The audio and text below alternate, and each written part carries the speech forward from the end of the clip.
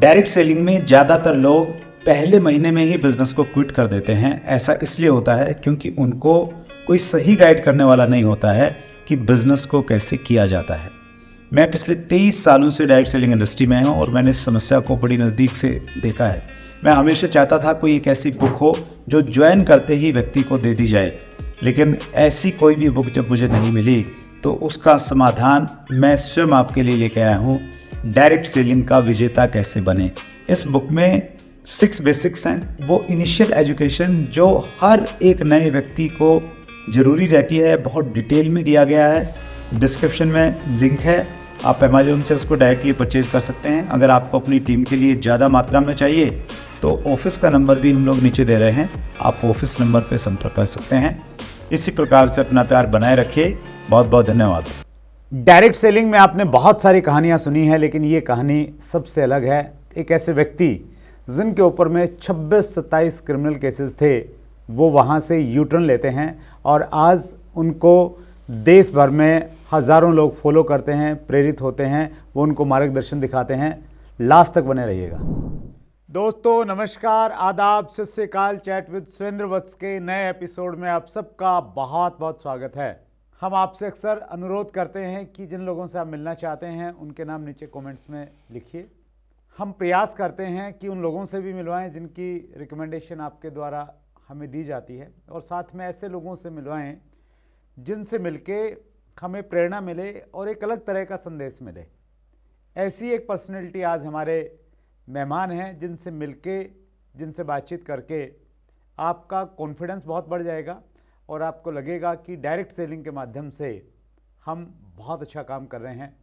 आइए मिलके स्वागत करें। आज हमारे मेहमान उमेश सिंह और बबलू सिंह जी हैं, समस्तीपुर बिहार से। बहुत बहुत स्वागत है बबलू जी आपका। Welcome sir, thank you sir, धन्यवाद सर। सबसे पहले तो बहुत आभार आपका, आप स्पेशली समस्तीपुर से लंबी यात्रा करके हमारे बीच में पहुँचे हैं। Thank you sir. बहुत बहुत धन्यवाद जी, थैंक यू सर। और आपकी कहानी से शुरुआत करते हैं। आपकी कहानी के बारे में मुझे थोड़ा सा मालूम है, लेकिन मैं चाहता हूं कि हर डायरेक्ट सेलर आपकी कहानी को सुने और आपसे प्रेरित हो। Yes sir. जी प्लीज़। तो मैं धन्यवाद देता हूं आपको कि आप इतने बड़े चैनल पर हमको मौका दिए, और हमारी जो पीछे की बैकग्राउंड की जो कहानी है, हम एक अपराध के दुनिया में चले गए थे। शुरुआत में किसी को मालूम नहीं होता है कि वो कितना बड़ा खाई है, लेकिन वो धीरे धीरे फिसलता चला जाता है। उसी तरह से मैं भी चला गया, लेकिन नियति उस तरफ था नहीं। प्रयास हमेशा रहता था कि बैक आना है।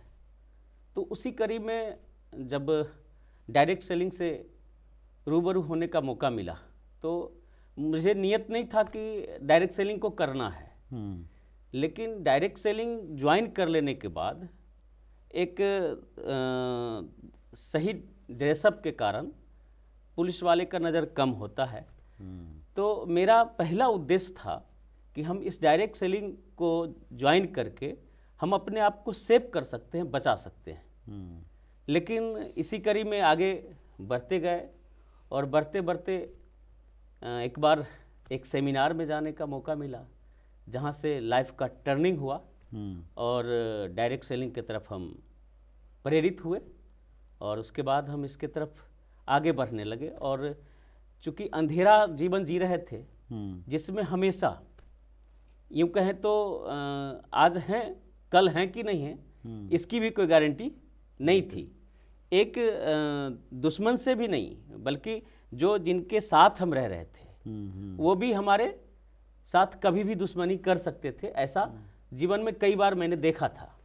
तो इसको बबलू जी मैं स्टार्टिंग से थोड़ा सा जानना चाहूँगा। जैसे अपराध की दुनिया में जब व्यक्ति प्रवेश करता है जी, तो वो कैसे होता है? मतलब अनजाने में हो जाता है, जानबूझ के रहता है? क्योंकि आपने उस ज़िंदगी को जिया भी है और आप बहुत सारे ऐसे लोगों के संपर्क में भी रहे होंगे।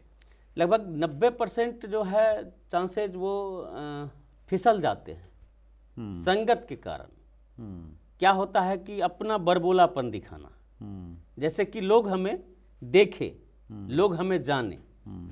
तो 90% लोग जो हैं इसी में फिसल जाते हैं, और जब वो फिसल जाते हैं तो उनको बैक होने का रास्ता बंद हो जाता है। जैसा कि मेरे साथ भी हुआ था। अब नहीं लग रहा था कि बैक होना संभव है, लेकिन मैं धन्यवाद देता हूँ multi level marketing, direct selling का, कि मुझे बैक होने का मौका मिला।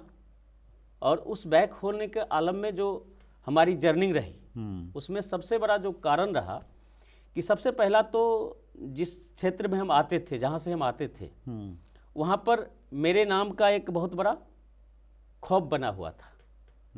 खुद तो बच रहे थे, लेकिन कहीं हमसे भी लोग बच रहे थे। तो जब मैं लोगों के पास जाता था, जब डायरेक्ट सेलिंग को शुरुआत किए और जब उनके पास मैं जाता था, तो वो तो सामने कुछ बोल नहीं पाते थे, लेकिन जब हम वहाँ से निकलते थे तो फिर उनको ये विश्वास नहीं होता था कि एक आदमी जो हमेशा पुलिस से भागता है, हमेशा अपने आप को बचाते रहता है, इसके साथ फ्यूचर कहाँ से होगा ब्राइट। तो हमारे जर्नी में जो लंबे समय लगा, उसके सबसे बड़े अगर रीजन हम अपने आप में देखें तो हमको लगा कि विश्वास, पब्लिक में विश्वास लाने में मुझे बहुत वक्त लगा। तो आपके ऊपर में बहुत सारे केसेस हो गए थे एक टाइम पे, कितने केसेस रहे होंगे? लगभग 26-27 केस में मैंने रिहा लिया है। अच्छा, 26-27 मतलब कोर्ट केस थे, उनसे कोर्ट केस आपको थे। अभी सब सेटल हो गया है? हाँ, सब सेटल हो गए हैं और मतलब सिस्टमेटिक हुए हैं। तो ऐसा कहते हैं कि आप जिस भी संगत में रहते हैं ना, तो उस संगत वाले लोग आपको नहीं छोड़ते हैं। यस। तो उस दुनिया वाले लोगों ने आसानी से छोड़ दिया आपको? नहीं, बहुत देर तक तो हमारा पीछा किए। जब हम डायरेक्ट सेलिंग को बढ़िया से करना चाह रहे थे, तो वो जो हमारा एक तो महल्ला महल्ला बदल के हम डेरा रखते थे, क्योंकि एक जगह बार बार बदलना पड़ता था। बार बार बदलना पड़ता था, कभी 1 महीना पर, कभी 2 महीने पर, हमेशा हमेशा बदलना पड़ता था। और जब बदलते थे तो हमारे जो पहले के मित्र थे, जिनके साथ जीवन जीते थे, वही हमारे घर पर आके ये भी कहते थे वाइफ को कि आप ना डेरा बदल लेंगे, लेकिन बच्चे तो जाएंगे स्कूल, तो बच्चे के माध्यम से हम आपके डेरा तक पहुंच जाएंगे और आपको तबाह कर देंगे। तो ये भी झेलना पड़ा। हमारे डायरेक्ट सेलिंग में देरी से कामयाबी आने का सबसे बड़ा रीज़न जो रहा है, उसमें ये रहा है। बबलू जी, कौन सी ऐसी बात थी जिसको लेके आपको लगा कि नहीं, अब मैंने ये दुनिया छोड़ के अब मैंने एक सही रास्ते पे चलना है? कोई एक टर्निंग पॉइंट, कोई एक लाइन, कोई घटना? सबसे बड़ी बात है सर कि हम इंसान हैं, एक मानव हैं। कभी कभी क्या होता है कि जोश में आकर के हम घटना तो कर देते हैं, लेकिन जब कभी अकेला होते हैं, जिस समय हम परेशानी में होते हैं, तो अपना मूल्यांकन जो करते हैं तो लगता है कि हम किसी का घर उजाड़ दे रहे हैं, हम किसी का दौलत लूट ले रहे हैं, और मेरे पास भी नहीं रह रहा है, और कितना परेशानी का सामना करना पड़ रहा है। और उस दुनिया में भी हम थे, तो हमारा हमेशा से प्रयास होता था कि कुछ समय हम अच्छे लोगों के साथ भी अपने समय को बिताएं। तो वहाँ से प्रेरणा मिलता था कि अगर मौका मिले तो किसी का घर उजाड़ना नहीं चाहिए, बसाना चाहिए। ये हमारे सबसे बड़ा प्रेरणा का कारण रहा, जो इधर हमको, और आदरणीय बीसी छाबड़ा सर का मैं आभारी हूँ, क्योंकि मैं उनके ही एक मीटिंग पटना में अटेंड किया। अच्छा। जहाँ से हमको प्रेरणा मिला। उनका कोई बात, कोई कहानी, कुछ ऐसी आपको याद है जिसकी वजह से आपको लगा कि? वो कहानी तो याद नहीं है, लेकिन इतना कहानी याद है कि एक इंसान चाहे तो जीवन में बहुत बड़ा कीर्तिमान बना सकता है। और एक मोटो वहाँ पर होता था कि हमारे पास बहुत बड़ा पैसा होगा, बहुत लोग मुझे जानेंगे। तो वहाँ जाने के उस दुनिया में थे, तो मुझे तो लग ही नहीं रहा था कि यहाँ कुछ होना है, क्योंकि शुरुआत में तो लगा, लेकिन जब उसमें नीचे चलते गए तो लगा कि अब यहाँ कुछ संभव नहीं है। और जब बीसी छाबड़ा सर का मैं सुना तो लगा कि नहीं, यहाँ पर वापसी, हमारा नाम हो सकता है, हमारे पास पैसे हो सकते हैं और हमारी सुरक्षा हो सकते हैं।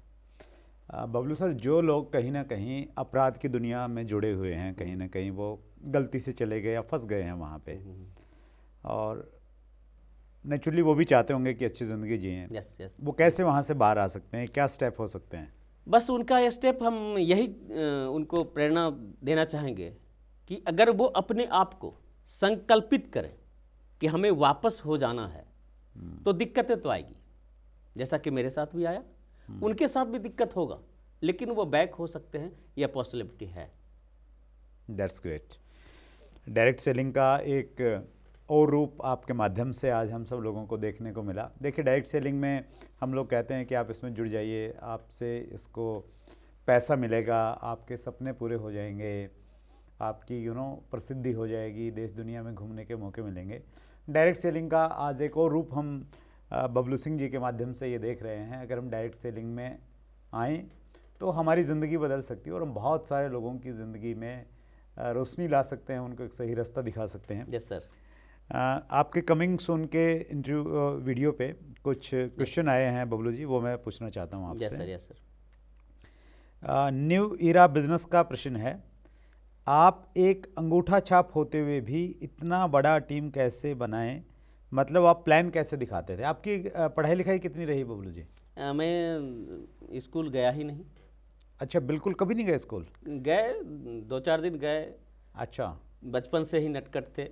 वहाँ भी चूँकि गांव में जब नहीं पढ़े तो सिस्टर के यहाँ भेज दिया गया, और जिस स्कूल में हम पढ़ने जाते थे उस स्कूल के मास्टर हमारे जीजा जी थे। अच्छा। तो एक था कि अपने जीजा जी मास्टर साहब हैं तो अपना वहाँ भी रौब दिखाते थे। तो एक दिन क्या हुआ कि एक बच्चे को हमने मारा, जिस कारण से जीजा जी आए और हमको भी बहुत मार मारे। तो उस समय क्या होता कि मिट्टी का सिलेट होता था जिस पर लिखा जाता था जी। तो उसको उठाए और जीजा जी के सर पर ही हम चला दिया। अरे अच्छा, बचपन में ही मतलब ऐसा दिमाग था? ऐसा दिमाग था, और उनके ऊपर चला करके और फिर हम वहाँ से, जब तक वो स्कूल से आते उससे पहले हम घर आए, और बस आ रही थी, बस के पीछे से लटक के भाग आए, फिर घर चले आए। फिर उसके बाद पढ़ाई की तरफ कभी नहीं गए। और माता पिता चूँकि हर बच्चे का सीरियस होते हैं कि उनका प्रयास होता है कि अपने बच्चे को सही रास्ता दिखाएं। तो एक बार जब पढ़ाई लिखाई हम नहीं कर पा रहे थे तो हमको उदलाबारी सिल्लीगुड़ी भेजा गया, जहाँ पर हमको टायर का रिपेयरिंग सीखना था। अच्छा। लेकिन वहाँ भी हम नहीं टिक पाए, वहाँ भी जल्दी 1 सप्ताह के अंदर वहाँ से भी हम भाग आए। उसके बाद का जीवन रहा। उसके कुछ दिन बाद एक बार फिर प्रयास किए पिताजी, और वो हमको यूपी के बलिया भेज दिए, जहाँ पर कालीन का बुनाई हम सीख पाए, और वहाँ से कुछ दिन हम टिके। उसके बाद का जर्नी रहा कि हम लुधियाना आ गए। अच्छा। लुधियाना में आकर स्वेटर बुनाई का काम सीखे, वह भी काम किए। उसके बाद का जर्नी रहा कि हम दिल्ली आ गए 1995 में। दिल्ली आकर के चूँकि जिनके साथ हम आए थे वो लोग हमको ये कह के लाए थे कि हम लोग जो हैं कि टीवी फैक्ट्री में काम करते हैं, एंटीना फैक्ट्री में काम करते हैं, रेडियो फैक्ट्री में काम करते हैं। लेकिन जब उनके साथ हम आ गए तो यहाँ पर वो लोग रिक्शा चला रहे थे। अच्छा। तो नजफगढ़ में उस समय दादा देव मंदिर के पास खुदाई हो रहा था, तो उस समय हम 3 महीना रिक्शा भी चलाए हैं दिल्ली की रोड पर। अच्छा। तो ये सब मेहनत का काम करते करते फिर अपराध की दुनिया में कैसे चले गए? क्योंकि वो जिस समय हम यूपी बलिया में थे उसी समय उस तरह के लोगों से दोस्ती हो गई। अच्छा। और पहला कट्टा मैंने लिया और वहीं से रिहर्सल शुरू हुआ, और फिर तो बहुत आगे निकल गए। तो चूँकि आप पढ़ाई लिखाई आपने किए नहीं, तो फिर प्लान कैसे दिखाते थे? नहीं, ये तो पढ़ाई लिखाई तो नहीं किए। डायरेक्ट सेलिंग में जब हम काम का शुरुआत किए तो एक प्रेरणा मिला कि चलिए पढ़ाई लिखाई तो नहीं किए, लेकिन साइन करना सीखना चाहिए। तो वो मैंने अपने बच्चों से सीखा। अच्छा, साइन करना बच्चों से सीखा। तो प्लान कैसे दिखाते थे? पेपर पे तो नहीं दिखाते होगे, बोल के प्लान दिखाते। जब हम मीटिंग में जाते हैं तो मीटिंग में देखे कि 7 गोले बना करके और प्लान दिखाए जाते थे। 7 गोले, वो मैन्युफैक्चरर है, होलसेलर है, रिटेलर है, एडवर्टाइजमेंट है, वो 7 गोले। हाँ, ठीक है। वो हम जब भी प्लान दिखाना शुरू किए तो जब भी हम किन्हीं के पास गए तो 7 गोला बना करके प्लान दिखाना शुरू किए। इसलिए जो पढ़े लिखे नहीं हैं अगर वो काम करना चाहते हैं तो मेरे जैसे 7 गोला बना करके प्लान दिखा करके वो काम डायरेक्ट सेलिंग की तरफ कर सकते हैं। ग्रेट। तो आपने आपकी टीम में बहुत सारे एजुकेटेड पढ़े लिखे लोग भी होंगे, उनको कैसे टैकल करते हैं? यस सर, बस उनको पहले ही बार हम ये बता देते हैं कि देखिए हम पढ़े लिखे हैं नहीं, लेकिन जो हमारे काम का तरीका है हम काम को बड़ी सीरियसली करते हैं। जो लिखा पढ़ी का काम होगा वो आपसे ही हमको करवाना होगा। हाँ, जो रास्ता दिखाना होगा कि डायरेक्ट सेलिंग में क्या करना होगा जिससे आप कामयाब हो सकते हैं, तो वो मैं उनको बताता हूँ। लिखा पढ़ी का काम उनसे ही मैं करवा लेता हूँ। ग्रेट, और हो जाता है। बहुत बढ़िया। अगला प्रश्न मैं ले रहा हूँ मिस्टर यूनिक अनिल का प्रश्न है, अनपढ़ लोगों को किस तरह तैयार करें कि वो फील्ड में अच्छे से प्लान कर सकें? अनपढ़ लोगों के साथ बस इतना ध्यान रखना है कि उनको कैलकुलेशन में नहीं जाना है। जो उनके अपलाइन के द्वारा बताया जा रहा है उनका वो कॉपी करें। तो अब वो पढ़े लिखे अगर हैं तब तो वो लिख के कॉपी करेंगे, लेकिन वो तो पढ़े लिखे हैं नहीं, मेरे जैसा अनपढ़ हैं, तो वो कॉपी करें कि हमको कैलकुलेशन में नहीं जाना है, हमको सिंपली जितना होगा उतना बताना है और अपने अपलाइन के जो उनके अपलाइन हैं उनका सहारा लेना चाहिए। जैसे कि हम अपने मुकेश झा सर का हमेशा से मेरे ऊपर हाथ रहा है, आदरणीय आर.के. झा रिंकू सर का हमेशा से हमारे ऊपर हाथ रहा है, आदरणीय मिश्रा सर का, आनंदिया मिश्रा सर का मेरे ऊपर हमेशा से हाथ रहा है।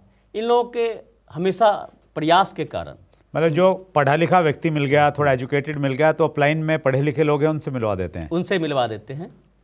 और कभी कभी क्या होता है कि अपने लाइफ लाइन को भी मैं उसके लिए तैयार कर लेता हूँ कि ये काम मुझे आता नहीं है और ये काम आपको हमारे जगह पर हेल्प कर देना है। मतलब कि अगर हम पढ़े लिखे नहीं हैं और अगर हम डायरेक्ट सेलिंग की दुनिया में अपना नाम करना चाहते हैं, पैसा कमाना चाहते हैं, अपना टीम बनाना चाहते हैं, तो ये कभी भी मेरे अंदर नहीं होना चाहिए कि हम अपने लाइफ लाइन से इसकी सलाह ना लें। मैं लेता हूँ और उनसे भी हेल्प लेके काम करता हूँ। दैट्स ग्रेट, बहुत बढ़िया। अंतिम प्रश्न ले रहा हूँ बबलू जी।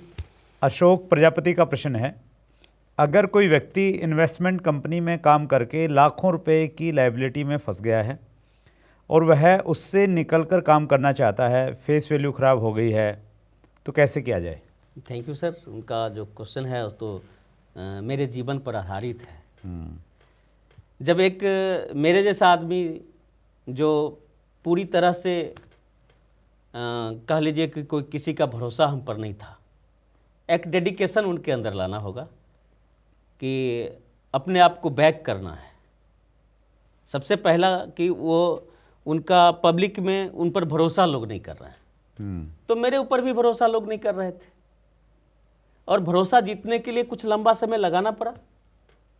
तो जो पब्लिक के बीच में उनका भरोसा टूटा है, उस भरोसे के लिए उनको कुछ समय तक संघर्ष करना होगा और निश्चित तौर से वो उनको कामयाबी मिलेगी और उनको करना चाहिए। ग्रेट। मैं भी इसमें एक चीज़ ऐड ऑन करना चाहूँगा कि देखिए, अगर हम कहीं पे इनका प्रश्न ये है कि इन्वेस्टमेंट कंपनी में काम करके लाखों रुपए की लायबिलिटी हो गई है, तो पहली चीज़ तो लालच में हमें जाना नहीं चाहिए। लालच की वजह से ये चीज़ें होती हैं। और अगर हमें एहसास हो गया है कि वो कंपनी सही नहीं है, लायबिलिटी भी है, तो घर बैठने से तो बात बनेगी नहीं, फील्ड में जाना पड़ेगा। तो एक अच्छी सी कंपनी चुनिए और उस कंपनी को देखिए। बहुत सारे लोग गलतियाँ क्या करते हैं, वो लायबिलिटी को पूरा करने के लिए और किसी ऐसी इन्वेस्टमेंट कंपनी में पैसा लगा देते हैं या लगवा देते हैं जिससे उनको लगता है कि जल्दी पैसा आ जाएगा, और एक ऐसे ट्रैप में फंस जाते हैं, फिर उससे निकलना बहुत मुश्किल होता है। तो अगर कोई व्यक्ति ऐसी जगह पे फंसा हुआ है तो आप एक ऐसी कंपनी को चुनिए जिसका ट्रैक रिकॉर्ड अच्छा है, जिसको लेके ये लगता है कि इस कंपनी में जुड़ने से आपकी फेस वैल्यू बढ़ेगी और ये कंपनी चलती रहेगी। तो थोड़ा टाइम लग सकता है, लेकिन आप एक मजबूत नेटवर्क बना सकते हैं और आप धीरे धीरे आपकी लायबिलिटी भी सारी की सारी समाप्त हो जाएंगी। तो उस समय थोड़ा सा फास्ट इनकम की तरफ में आपका रुझान नहीं होना चाहिए। ये पर्सनली मैं अपने अनुभव के आधार पे मैं कह सकता हूँ। Yes sir, yes sir. तो आज बबलू जी एक बहुत अच्छे एग्जांपल हैं डायरेक्ट सेलिंग में कि 26-27 क्रिमिनल केसेस होने के बावजूद भी यस सर। वापसी की जा सकती है यस सर। और लोगों की ज़िंदगी बदली जा सकती है, लोगों के घरों को रोशन किया जा सकता है। Yes sir. आज बबलू जी आपकी पर्सनैलिटी को देख के, आपके ड्रेस को देख के, आपकी बातों को सुन के कोई आदमी ये सोच भी नहीं सकता कि बबलू जी का इस प्रकार का बैकग्राउंड रहा होगा, इस प्रकार का इतिहास रहा होगा। तो आप बहुत अच्छा काम कर रहे हैं बबलू जी, और आपका मेरा ऐसा मानना है कि आप बहुत सारे लोगों को स्पेशली मोटिवेट कर सकते हैं, ऐसे लोगों को स्पेशली जो थोड़ा कहीं ना कहीं भटक गए हैं। Thank you sir so much. तो और कुछ एग्जांपल आप क्रिएट कीजिए ऐसे लोगों के, स्पेशली जिनको देख के लोग कहें कि जी मैंने बबलू जी से प्रेरणा लिया था। और मुझे लगता है कि देखिए हमारे आजू बाजू में कुछ ना कुछ और ऐसे लोग रहते हैं जो ऐसी दुनिया में हैं, जो दुनिया अच्छी नहीं है, अपराध की दुनिया है। तो ये बबलू जी वाला जो एपिसोड है, इंटरव्यू, बहुत सारे लोगों की हेल्प कर सकता है।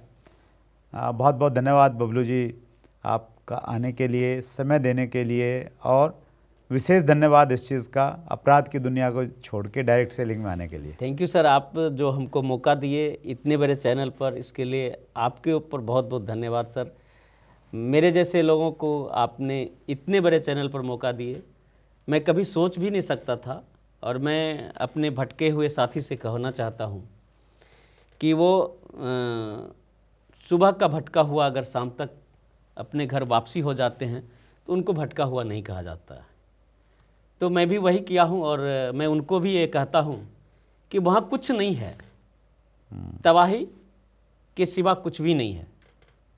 हम किसी का अगर जीवन बना नहीं सकते हैं तो जीवन उजारने का भी भगवान हमको कोई मकसद नहीं दिए हैं, लेकिन भटकाव आ जाता है, लोग भटक जाते हैं। तो मैं वैसे भटके हुए साथी से मैं रिक्वेस्ट करता हूं कि आप भी वापस आइए और मेरे जैसा सर के यहाँ मौका मिले तो आइए। बहुत बहुत धन्यवाद बबलू जी, एक बार फिर दिल की गहराई से बहुत बहुत धन्यवाद। अभी आपकी जो विनम्रता है, आपका जो समर्पण है, वो लाजवाब है।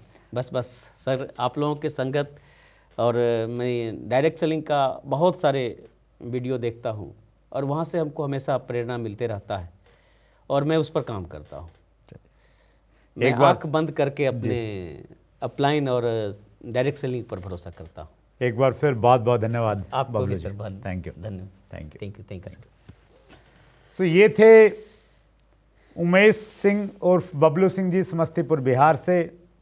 काफ़ी अलग तरह का इंटरव्यू, काफ़ी अलग तरह की स्टोरी है बबलू जी की, जो बताती है कि डायरेक्ट सेलिंग एक सही दिशा में काम कर रहा है। अगले मंगलवार को रात्रि 8 बजे फिर एक बड़ी शख्सियत से मुलाकात होगी। अपना ख्याल रखिएगा। बहुत बहुत धन्यवाद। संघे शक्ति कलियुगे। आज से 5 साल पहले 1 जनवरी 2019 को हमने एक छोटा सा प्रयास किया था कि सब लोग इकट्ठा हों और पूरी दुनिया को दिखाएं कि डायरेक्ट सेलिंग में कितनी ताकत है। और लोगों को संगठित और इकट्ठा करने में संगीत बहुत बड़ा रोल प्ले करता है।